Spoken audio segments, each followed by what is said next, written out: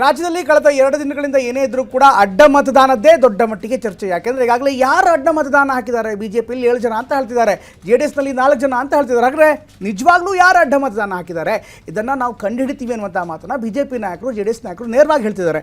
ಆದರೆ ಅಸಲಿಗೆ ಅಧಿಕೃತವಾಗಿ ತಾಂತ್ರಿಕವಾಗಿ ಇಂಥವರೇ ಅಡ್ಡ ಮತದಾನ ಮಾಡಿದ್ದಾರೆ ಅಂತ ಖಂಡಿತವಾಗ್ಲೂ ಹೇಳೋದಕ್ಕೆ ಸಾಧ್ಯವಾಗಲ್ಲ. ಯಾಕೆಂದರೆ ಈ ಒಂದು ಚುನಾವಣೆಯ ಪ್ರೋಸೆಸ್ ತುಂಬ ಗೌಪ್ಯವಾಗಿರುವಂಥ ಹಿನ್ನೆಲೆಯಲ್ಲಿ ಅದು ಕಷ್ಟ ಸಾಧ್ಯ.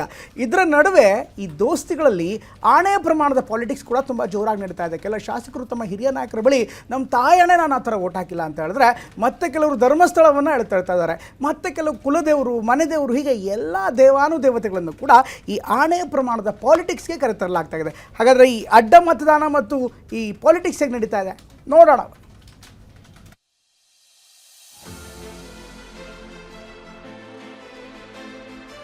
ಹೋಗದಿದ್ರೆ ಧೈರ್ಯವಾಗಿ ಹೋಗಿ, ಹಿಂದೊಂದು ಮುಂದೊಂದು ಮಾಡಬೇಡಿ ಅನ್ನೋದನ್ನ ನೇರವಾಗಿ ಹೇಳಿದ್ದಾರೆ. ನಮ್ಮ ಕುಮಾರಣ್ಣವ್ರು ಇದಾರಲ್ಲ, ನಮ್ಮ ಪಕ್ಷಕ್ಕೆ ಓಟ್ ಹಾಕಿ ಅಂತ ಕೇಳಬೇಕಾಯ್ತು. ಆತ್ಮಸಾಕ್ಷಿಗೆ ಮತ ಹಾಕಿ ಅಂತ ಕೇಳಿದ್ರು ಎಲ್ಲ ಅವ್ರ ಆತ್ಮಸಾಕ್ಷಿಗೆ ಮತ ಹಾಕಿದ್ರೆ. ಕಾಂಗ್ರೆಸ್ನವ್ರು ಏನಾರು ಆತ್ಮಸಾಕ್ಷಿಗೆ ಮತ ಹಾಕಿದ್ರೆ ಅಲ್ಲಿರೋ ಕ್ಯಾಂಡಿಡೇಟ್ ಎಲ್ಲ ಸೋತೋಯ್ತದೆ. ನಾನು ಮಂಜುನಾಥ ಸ್ವಾಮಿ ಮೇಲೆ ಆಣೆ ಮಾಡಿ ಹೇಳ್ತೀನಿ, ಚೆನ್ನಕೇಶ್ವರ ಸ್ವಾಮಿ ಮೇಲೆ ಆಣೆ ಮಾಡಿ ಹೇಳ್ತೀನಿ, ನಾನು ಅಡ್ಡ ಮತದಾನವನ್ನ ಮಾಡಿಲ್ಲ. ದಯವಿಟ್ಟು ಡೆಲ್ಲಿಗೆ ಹೋಗ್ಬೇಡಿ, ರಾಜೀನಾಮೆ ಕೇಳ್ತಾರೆ. ವಿಧಾನ ಪರಿಷತ್ ಚುನಾವಣೆ ಒಂದು ಲೆಕ್ಕದಲ್ಲಿ ಪಕ್ಷಗಳು ಆತ್ಮವಿಶ್ವಾಸ ಹೆಚ್ಚಿಸಿಕೊಳ್ಳೋಕ್ಕಿದ್ದ ಅವಕಾಶ. ನಮ್ಮಲ್ಲಿ ಒಗ್ಗಟ್ಟಿದೆ, ಈ ಒಗ್ಗಟ್ಟಿನ ಮೂಲಕವೇ ಮುನ್ನೋಗ್ತೀವಿ ಅಂತ ಸಂದೇಶ ಸಾರೋದಕ್ಕೆ ಸಜ್ಜಾಗಿದ್ದ ವೇದಿಕೆ. ಆದರೆ ಬಿಜೆಪಿ ಹಾಗೂ JDS ಹೆಣೆದಿದ್ದ ಲೆಕ್ಕಾಚಾರ ತಲೆಕೆಳಗಾಗಿದೆ. ಕಮಲ ದಳದ 11 ಶಾಸಕರು ಆಡಳಿತದಲ್ಲಿರೋ ಕಾಂಗ್ರೆಸ್ನೊಂದಿಗೆ ಕೈ ಜೋಡಿಸಿದ್ದಾರೆ. ಈ ಅಡ್ಡ ಮತದಾನದ ನಡೆ ರಾಜ್ಯ ರಾಜಕಾರಣದಲ್ಲಿ ಕೋಲಾಹಲ ಸೃಷ್ಟಿಸಿದೆ.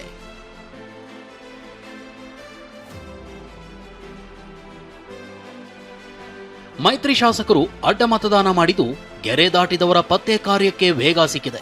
ಆದರೆ ಇದೇ ಹೊತ್ತಲ್ಲೇ ಬೇಲೂರು ಕ್ಷೇತ್ರದ ಮಾಜಿ ಶಾಸಕ ಲಿಂಗೇಶ್ ನೆನ್ನೆ ಅರೆಸ್ಟ್ ಆಗಿದ್ದಾರೆ.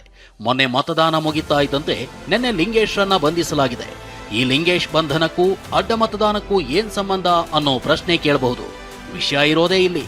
ಈ ಲಿಂಗೇಶ್ ಬೆಂಗಳೂರಿನ ಬಿಜೆಪಿ ಶಾಸಕ HK ಸುರೇಶ್ ರಾಜಕೀಯ ಎದುರಾಳಿ.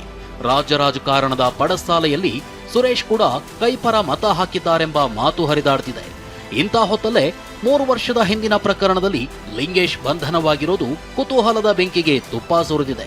ಆದರೆ ಸುರೇಶ್ ಮಾತ್ರ ಮಂಜುನಾಥನಾಣೆ ಇಟ್ಟು ತಾವು ಅಡ್ಡ ಮತದಾನ ಮಾಡಿಲ್ಲ ಅಂತಿದ್ದಾರೆ.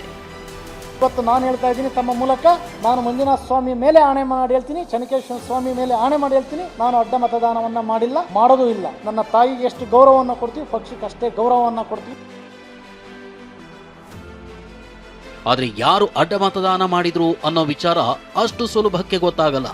ಪಕ್ಷದ ವಿರುದ್ಧ ಮತ ಹಾಕಿದವರು ಯಾರು ಅನ್ನೋ ಗುಟ್ಟು ಮತಪೆಟ್ಟಿಗೆಯಲ್ಲೇ ರಹಸ್ಯವಾಗಿ ಉಳಿದು ಹೋಗಲಿದೆ. ಯಾಕಂದ್ರೆ ಶಾಸಕರು ಕೌಂಟರ್ ಫೈಲ್ಗೆ ಸಹಿ ಹಾಕಿ ಬ್ಯಾಲೆಟ್ ಸ್ವೀಕಾರ ಮಾಡ್ತಾರೆ.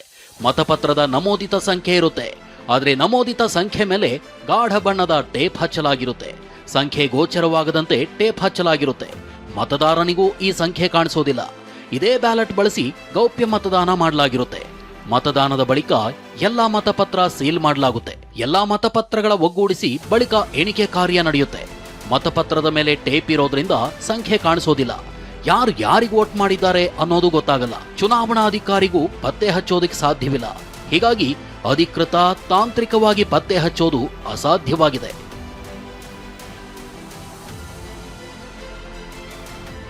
ಹೀಗಾಗಿ ಅನ್ಸುತ್ತೆ ಆತ್ಮಾವಲೋಕನ ಸಭೆಯಲ್ಲಿ HD ಕುಮಾರಸ್ವಾಮಿ ಗರಂ ಆಗಿದ್ರು. ನಮ್ಮ ಪಕ್ಷದಲ್ಲಿ ನಿಮಗೆ ಭವಿಷ್ಯ ಇಲ್ಲ ಅಂತ ಅನಿಸಿದ್ರೆ ಪಕ್ಷ ಬಿಟ್ಟು ಹೋಗ್ತೀವಿ ಅಂತ ಹೇಳಿದ್ರೆ ನಾನೇ ಕಳಿಸ್ಕೊಡ್ತೀನಿ ಅಂದಿದ್ದಾರೆ. ನಿಮ್ಮ ಭವಿಷ್ಯಕ್ಕೆ ನಾನು ತೊಂದರೆ ಕೊಡಲ್ಲ, ಮುಂದಿನ ಭವಿಷ್ಯಕ್ಕೆ ಧೈರ್ಯವಾಗಿ ನನಗೆ ಹೇಳ್ಬಿಟ್ಟೆ ಹೋಗಿ ಅಂತ ಹೇಳಿದ್ರು.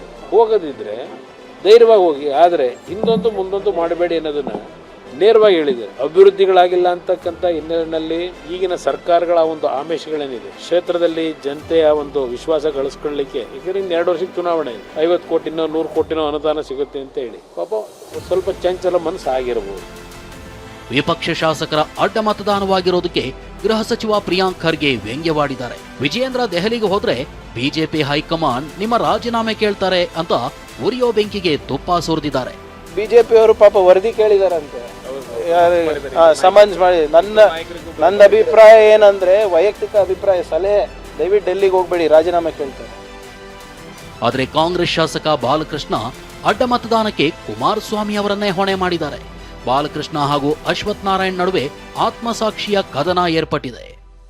ಇಲ್ಲ, ಅಡ್ಡ ಮತದಾನ ಅಂದ್ರೆ ನಮ್ಮ ಕುಮಾರಣ್ಣವ್ರು ಇದಾರಲ್ಲ, ಅವರೆಲ್ಲರೂ ಅವ್ರು ಏನ್ ಹೇಳ್ಬೇಕಾಗಿತ್ತು, ನಮ್ಮ ಪಕ್ಷಕ್ಕೆ ಓಟ್ ಹಾಕಿ ಅಂತ ಕೇಳಬೇಕಾಯ್ತು. ಅವರೆಲ್ಲ ಶಾಸಕರನ್ನ ಆತ್ಮಸಾಕ್ಷಿಗೆ ಮತ ಹಾಕಿ ಅಂತ ಕೇಳಿದ್ರು, ಎಲ್ಲ ಅವ್ರ ಆತ್ಮಸಾಕ್ಷಿಗೆ ಮತ ಹಾಕವ್ರೆ. ಅವ್ರು ಯಾವ ತರ ನಮ್ಗೆ ಓಟ್ ಹಾಕಿ ಅಂತ ಕೇಳಿದ್ರ, ಆತ್ಮಸಾಕ್ಷಿಗೆ ಮತ ಹಾಕಿ ಅಂತ ಶಾಸಕರು ಕೇಳಿದೀನಿ ಅಂದ್ರೆ ಎಲ್ಲ ಅವ್ರ ಆತ್ಮಸಾಕ್ಷಿಗೆ ಮತ ಹಾಕವ್ರೆ. ಕಾಂಗ್ರೆಸ್ನವ್ರು ಏನಾರು ಆತ್ಮಸಾಕ್ಷಿಗೆ ಮತ ಹಾಕಿದ್ರೆ ಅಲ್ಲಿರೋ ಕ್ಯಾಂಡಿಡೇಟ್ ಎಲ್ಲ ಸೋತೋಯ್ತದೆ. ಇದು ಬಹಳ ದೊಡ್ಡ ಪದ, ಇದ್ರ ಅರ್ಥನೇ ಕಳ್ಕೊಂಡ್ಬಿಟ್ಟಿದೆ ಆತ್ಮಸಾಕ್ಷಿ ಅನ್ನೋಂಥದ್ದು.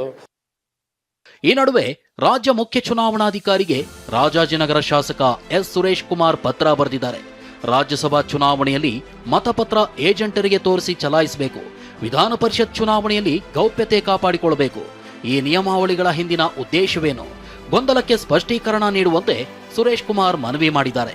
ಅದೇನೇ ಇರಲಿ, ಪರಿಷತ್ ಚುನಾವಣೆಯಲ್ಲಿ ಅಡ್ಡಡ್ಡ ಉದ್ದುದ್ದ ಉರುಳಿರೋ ಕಮಲ ತೆನೆ ಲೆಕ್ಕಾಚಾರ ಕಾಂಗ್ರೆಸ್ಗೆ ಬಿಟ್ಟಿ ಮನರಂಜನೆ ನೀಡಿದಂತಾಗಿದೆ. ಇರೋ ಬರೋ ಕೈಕಲಿಗಳು ಮೈತ್ರಿ ನಾಯಕತ್ವದ ವಿರುದ್ಧ ಲೇವಡಿ ಮಾಡ್ತಿದ್ದಾರೆ. ಪ್ರಮೋದ್ ಕಿರಣ್ ಜೊತೆ ಈರಣ್ಣ ಬಸವ, TV9 ಬೆಂಗಳೂರು.